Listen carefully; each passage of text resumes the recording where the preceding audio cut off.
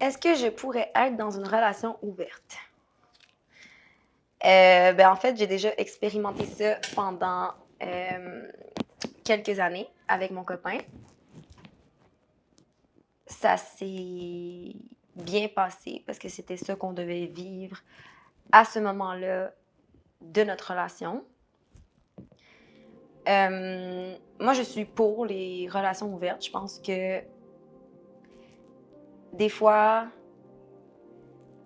les gens se mettent en couple tôt dans la vie, comme au début de la vingtaine, et manquent d'expérience. Puis moi, la raison pour laquelle j'avais envie de vivre la relation ouverte, même si j'étais très amoureuse, même si je suis très amoureuse de mon copain, c'est pour les expériences, puis par le fait de rencontrer des nouvelles personnes, d'expérimenter d'autres sortes de sexualité avec d'autres personnes, ça me permettait de me découvrir moi-même plus que si je l'avais juste fait avec la même personne pendant ma vingtaine, parce que j'ai été avec la même personne presque toute ma vingtaine. Après, moi, je suis pas du genre à... Ce que j'aime, c'est les humains. J'aime pas consommer les humains. J'aime découvrir les humains avec des belles relations. Donc, c'était pas en mode one night ou quoi que ce soit. C'était plus développer des vraies relations intimes sur le long terme, en plus de ma relation amoureuse. Ou de me laisser aller à flirter dans un bar sans me sentir mal, ou de me laisser aller à embrasser un ami, de me sentir juste complètement libre de faire ce que je voulais, tout en sachant très bien que j'étais folle amoureuse de mon copain. Donc, c'est sûr que c'est plus facile si tu as une sexualité épanouie avec ton ou ta partenaire. C'est plus facile de te laisser aller à d'autres sortes de sexualité ailleurs sans peut-être tomber amoureux de quelqu'un d'autre. Parce que c'est ça le risque quand tu es dans une relation ouverte. Faut pas le faire pour les mauvaises raisons. Quand tu es dans une relation ouverte, faut pas le faire parce que tu n'as pas de sexualité avec ton copain. Mais si tu le fais pour ça, c'est correct aussi. Mais je pense que si tu le fais, c'est parce que c'est pour avoir le plaisir de te découvrir toi-même par l'entremise d'autres humains, en fait.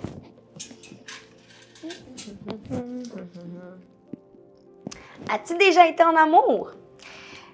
Écoute. Oui. Moi, je suis le genre de personne à avoir des coups de foudre assez facilement pour les gens.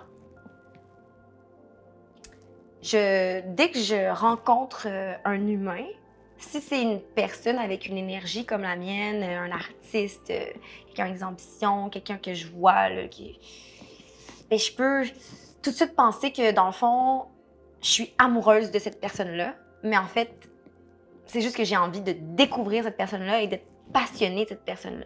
Donc, j'ai compris maintenant que j'ai 30 ans que c'est pas que je suis en amour de tout le monde. Bien au contraire, je suis amoureuse d'une seule et unique personne qui est mon copain en ce moment, qui est mon copain depuis que j'ai 21 ans. Il y a eu des arrêts, des retours, puis tout ça. Mais c'est lui, l'amour de ma vie. J'ai même, à chaque fois que j'ai vécu des peines d'amour, c'était avec lui. Là, notre dernière peine d'amour, c'était la plus intense. Puis je sais que je suis folle d'amour pour lui parce que maintenant, je dirais que c'est pas être amoureuse, c'est juste aimer cet humain-là comme j'ai jamais aimé personne d'autre. OK.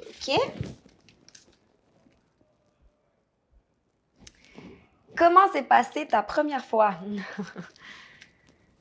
Ma première fois sexuelle, ça s'est très, très, très bien passé parce que moi, j'ai la chance de toujours m'être beaucoup respectée. J'ai eu une très bonne éducation sexuelle grâce à ma maman quand j'étais adolescente. J'ai toujours eu la chance aussi de découvrir mon corps par moi-même. Je me suis masturbée quand même tôt dans ma vie, donc je savais déjà comment j'aimais utiliser mon clitoris, comment j'aimais être touchée et tout. Ce qui fait que j'ai eu une relation amoureuse à l'âge de 17 ans, secondaire 5, avec un homme qui a respecté mon rythme, avec qui j'ai pu expérimenter beaucoup de choses sur plusieurs mois. On a commencé par beaucoup se frencher parce que c'était ça que j'avais envie de faire. Après, on se frenchait en faisant du frotti-frotta par-dessus les vêtements. Ça, c'est vraiment cool quand t'es vierge. C'est comme une expérience vraiment nice. Je suis comme déçue de plus pouvoir expérimenter ça. Parce que maintenant, quand je fais du frotti-frotta par-dessus des vêtements, c'est comme on enlève les vêtements puis on passe à l'action. Okay? Fait que c'est ça. Mais à l'époque, c'était comme hyper sensuel. Après, on avait commencé par, plusieurs mois après, s'auto-masturber l'un l'autre. Ça, c'était bien le fun.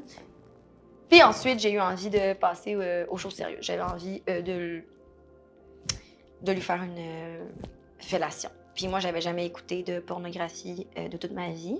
Donc, je savais pas du tout comment ça fonctionnait. Fait que, ben, j'y suis allée.